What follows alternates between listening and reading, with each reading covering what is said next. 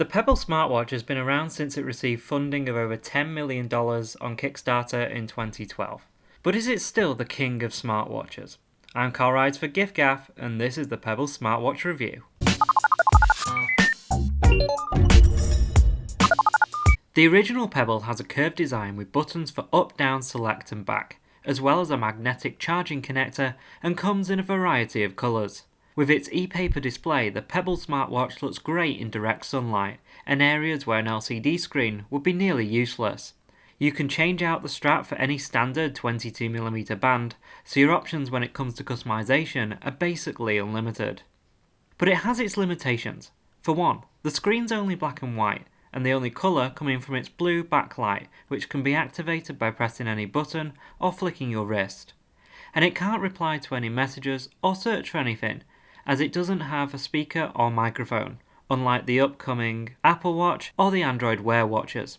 Some of these features have been introduced in the new Pebble Time Watch. More on that later. As for battery life, if you only receive a small number of notifications a day and don't use the backlight too much, you can get up to 7 days battery life. Since the original Pebble was first introduced, the software has come on leaps and bounds, as well as its built-in applications including music control, vibration alarms, a notification log. You can also add third-party watch faces and apps from the Pebble App Store. This was first introduced at CES 2014 and has continued to grow from just 1,000 apps and watch faces ever since. Current limitations means the watch has 8 slots, which can be used for a variety of watch faces, apps, or a mixture of the two. For those of you who need more than 8 slots, Pebble has introduced the Pebble Locker within its iOS and Android app. This is a place to store apps you're currently not using on your Pebble but have downloaded from the App Store, and you can change them out with ease within the app. For me, my Pebble Watch does what I need it to. Notifies me of texts, calls, Facebook and more, as well as offering me a timer, alarm and counting my steps through the day. So do you really need anything more from a smartwatch? Well, for me, the answer is no. It's a device which can tell me if I need to take my phone out of my pocket or whether it can wait till later. I'm getting around 4 to 5 days battery life as I get a lot of notifications a day.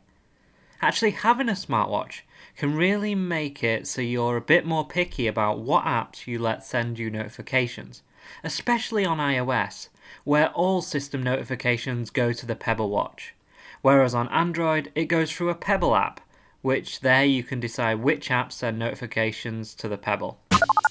Now let's take a look at the future of Pebble. Recently, Pebble released details of its new watch on Kickstarter. The new watch, named the Pebble Time, will start shipping in May, with a new design, and it will continue to have one of Pebble's main selling points, up to 7 days battery life.